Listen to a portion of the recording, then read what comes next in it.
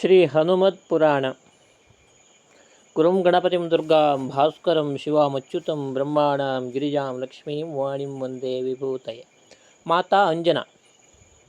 स्वर्गाधिप शचीपति इंद्र की रूप गुण संपन्ना अप्सराओं में पूज्य कस्तला नाम की एक प्रख्यात अप्सरा थी। वह अत्यंत लावण्यवती तो थी ही, चंचला भी थी। एक बार की बात है कि उसने एक तपस्वी ऋषि का उपहास कर दिया। ऋषि उसे नहीं सह सके। क्रुद्ध होकर उन्होंने शाप दे दिया, वानरी की तरह चंचलता करने वाली तू वानरी हो जा। ऋषि का शाप सुनते ही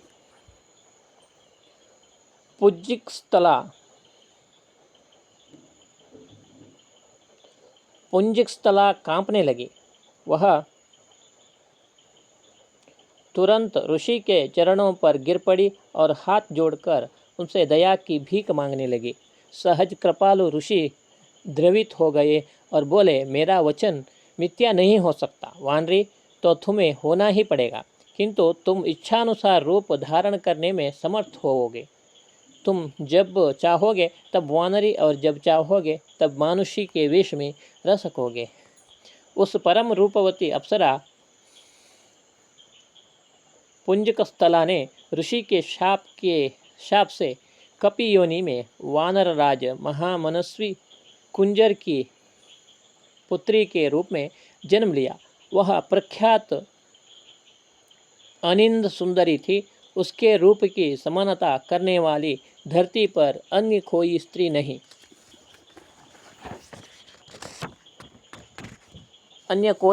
थी। उस त्रैलोक्य विख्यात सुंदरी कुंजर पुत्री का नाम था अंजना।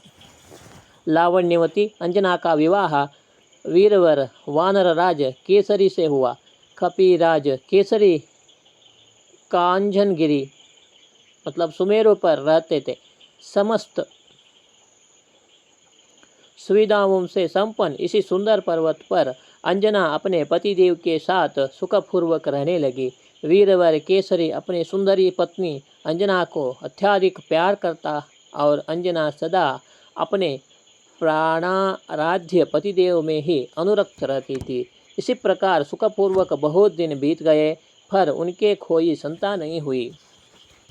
श्री हनुमान की उत्पत्ति के विभिन्न हेतु।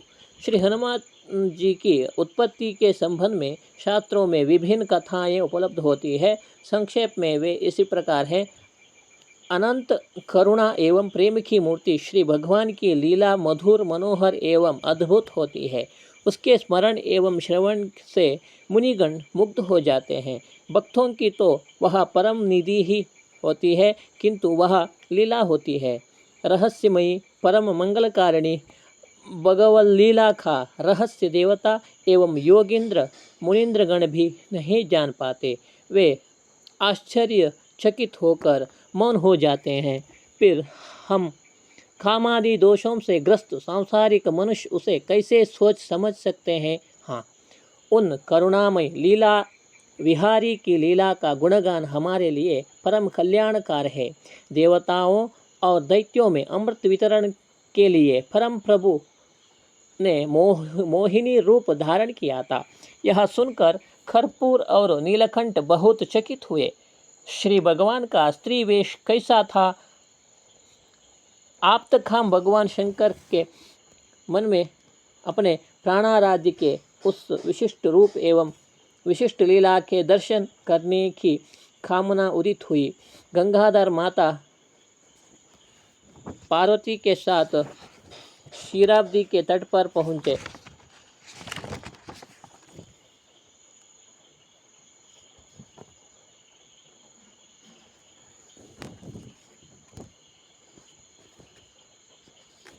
उन्होंने स्तवन किया। लक्ष्मीपति प्रकट हुए। देवादिदेव महादेवी ने निवेदन किया, प्रभु, मैंने आपके मत्स्यादि सभी अवतार स्वरूपों का दर्शन किया था, किंतु अमृत वितरण के समय अपने परम लावण्यमयी स्त्री का दोष वेश धारण किया। उस अवतार स्वरूप के दर्शन से मैं वंचित ही रह गया। कृपया मुझे उस रूप के भी दर्शन करा दें जिसे देखकर देवता और दानव सभी मोहित हो गए थे।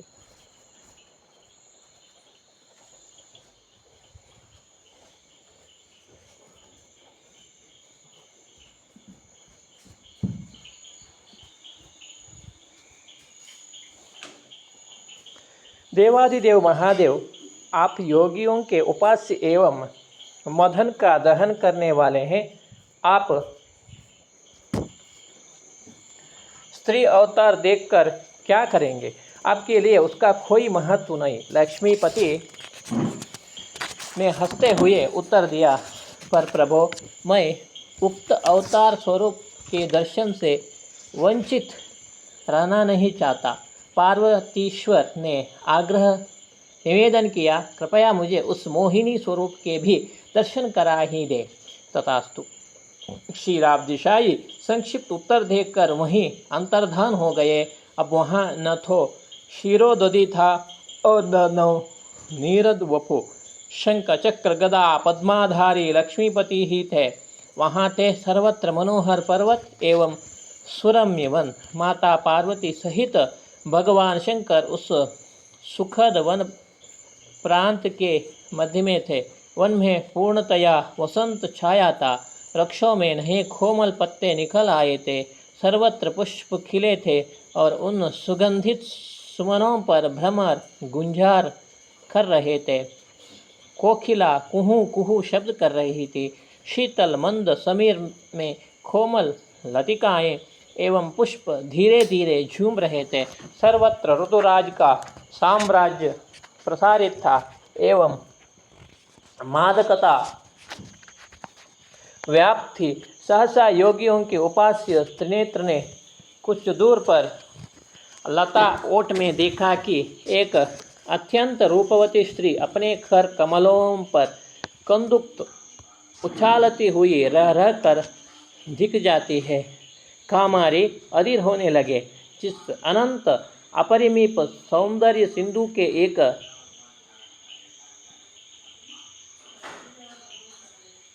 अपरिसीम सौंदर्य सिंधु के एक शिखर की तुलना सृष्टि की संपूर्ण सौंदर्य राशि में संभव नहीं। वह सौंदर्य सिंधु स्वयं जब मूर्त हो उच्छालित होता दिख जाए तब क्या हो। उसके सम्मुख लावण्यमयी अप्सराओं का त्याग और खाम दहन की क्या गणना। भोलेनाथ को अपना भी सूझ न रही। वे निर्निमेष दृष्टि से कंदुक द्वारा क्रीड़ा करती हुई मोहिनी को देख रहे थे। सहसा पवन का झोंका आया और जैसे बिजली सी खौंद गई। अप्रतिम सौंदर्यशालिनी मोहिनी का वस्त्र खिसका और वह नग्न प्राय हो गई। लाज से सिकुड़ी मोहिनी लताओं में छिपने का प्रयत्न करने लगी और चिताभस्म धारण करने वाले योगीराज खामारी का अवशिष्ट धैर्य भी समाप्त हो गया। वे महामहिमामयी माता पार्वती के सम्मुख ही लज्जा त्याग कर उन्मत्त की तरह मोहिनी के पीछे दौड़े। मोहिनी ने योगीश्वर शंकर को अपनी ओर आते देखा तो मुस्कुराकर लताओं की ओट में अपने अंगों को छिपाने का प्रयत्न करती हुई दूर भागने लगी। भूत भावना मोहिनी के पीछे दौड़ रहे थे और वह भागी जा रही थी। नीलकंठ को अपनी स्थिति का अनुमान भी नहीं था। उन्होंने दौड़कर मोहिनी के कर का स्पर्श कर लिया। प्रज्वलित अग्नि में द्रुताहुति पड़ गई, पर मोहिनी हाथ छुड़ाकर भागी। उसके स्पर्श से उत्तेजित खामारी पूर्णतया बेसुध हो चुके थे। वनों, पर्वतों, ऋषियों के आश्रमों एवं देवलोक में भी भगवान शंकर मोहिनी की पीछे पीछे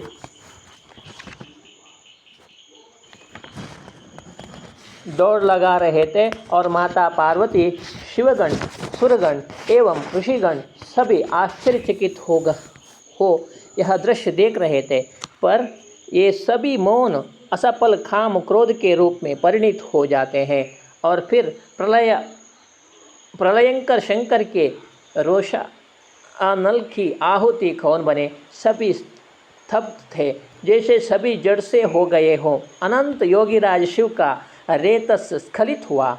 अब उन्हें अपनी स्थिति का भान हुआ। विश्वनाथ ने तुरंत दोनों हाथ जोड़ लिया और मस्तक झुकाकर कहा, प्रभु आपकी लीला अगम्य है, आपकी माया का पार पाना संभव नहीं है। अपनी परम प्रभु की लीला की अगम्यता एवं अनिर्वचनीयता को समझकर भगवान शंकर उनका ध्यान करने जा ही रहे थे कि उनके सम्मुख वनमालाधारी चतुर्भुज प्रभु प्रकट हुए और उमा वल्लभ शिव की निष्ठा एवं विश्वास की प्रशंसा कर वे वहीं अंतर्धान हो गए। परमपिता कर्पूर गौरवी माता पार्वती के साथ प्रभु गुणगान करते हुए कैलाश के लिए चल पड़े। भगवान शंकर का अमोघ वीर्य व्यर्थ कैसे जाता, उस वीर्य का रामकार्य की सिद्धि के लिए प्रयोग करने की दृष्टि से भगवान शंकर ने सप्तर्षियों को प्रेरित किया। उन्होंने उस वीर्य को पत्ते पर स्थापित कर लिया और समय से उसे केसरी पत्नी अंजना में कर्ण मार्ग से प्रवेश करा दिया। उसके फलस्वरूप हनुमान जी प्रकट हुए। पति के साथ दीर्घकाल तक सुखपूर्वक जीवन व्यतीत करती हुई अंजना को कोई संतान नहीं हुई। इसी कारण वे अत्यंत कठोर तप करने लगी। अंजना को तपश्चरण करते देख महामुनि मतंग ने उनके पास जाकर पूछा, अंजना देवी तुम इतना कठोर तप किस लिए कर रही हो? अंजना ने महामुनि के चरणों में प्रणाम कर अत्यंत विनम्रता से उत्तर दिया, मुनीश्वर, केसरी नाम के श्रेष्ठ वानर ने मेरे पिता से मुझे मांगा। उन्होंने मुझे उनकी सेवा में समर्पित कर दिया। मैं अपनी पतिदेव के साथ बहुत दिनों से अत्यंत सुखपूर्वक रह रही हूँ, किंतु अब तक मुझे कोई संतान नहीं हुई। इसी कारण मैंने किष्किंधा में अनेक व्रत, उपवास तथा तप किए। अब मैंने पुत्र के लिए पुनः तपश्चर्या प्रारंभ की है। विप्रवर, आप कृपापूर्वक मुझे यशस्वी पुत्र प्राप्त होने का उपाय बताइए। तपोधन मतंग मुनि ने अंजना से कहा, तुम वृषभाचल पर जाकर भगवान वेंकटेश्वर के मुक्तिदायक चरणों में प्रणाम करो। फिर वहाँ से कुछ ही दूर आकाश गंगा नामक तीर्थ में जाकर स्नान कर लो। तदनंतर उसका शुभ जल पीकर वायुदेव को प्रसन्न करो। इससे तुम्हें देवता, राक्षस, मनुष्यों से अजय तथा अस्त्र शस्त्रों में भी अवध्य पुत्र प्राप्त होगा। देवी अंजना ने महामुनि के चरणों में श्रद्धापूर्वक प्रणाम किया। तदनंतर उन्होंने वृषभाचल की यात्रा की। वहां पहुंच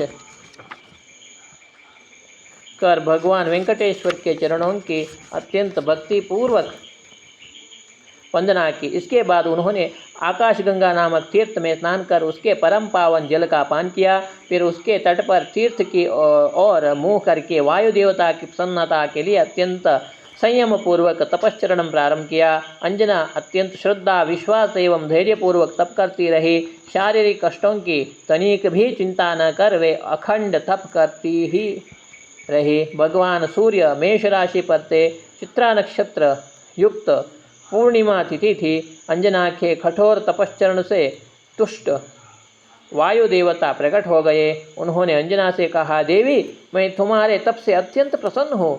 तुम इच्छित वर मांगो, मैं उसे अवश्य पूर्ण करूँगा। वायुदेव का प्रत्यक्ष दर्शन प्राप्त कर प्रसन्न अंजना ने उनके चरणों में प्रणाम कर अपना मनोरथ प्रकट कर दिया। महाभाग, मुझे उत्तम पुत्र प्रदान कीजिए। संतुष्ट वायुदेव ने कहा, सुमुखी, मैं ही तुम्हारा पुत्र होकर तुम्हें विश्वविख्यात कर दूंगा।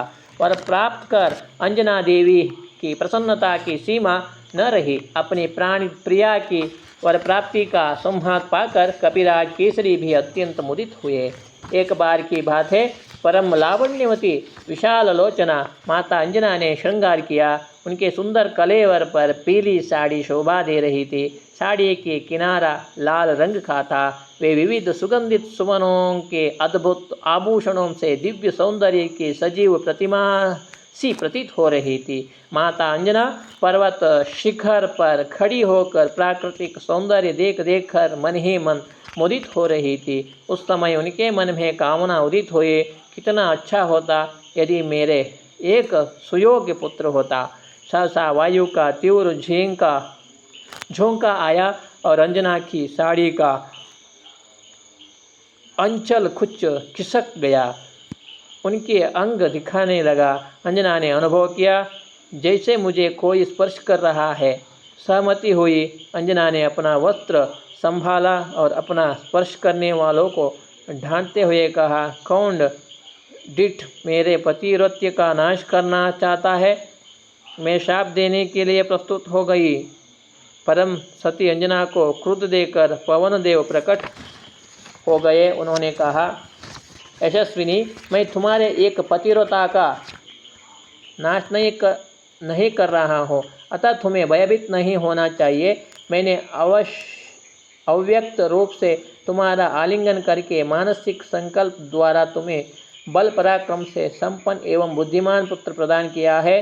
तुम्हारा पुत्र महान धैर्यवान, महातेजस्वी, महाबली, महापराक्रमी तथा छलांग मारने में मेरे ही समान होगा। माता अंजना प्रसन्न हो गई। उन्होंने पवन देव को क्षमा कर दिया। अंजना गर्भवती हुई। कपिराज केसरी की प्रसन्नता की सीमा न थी।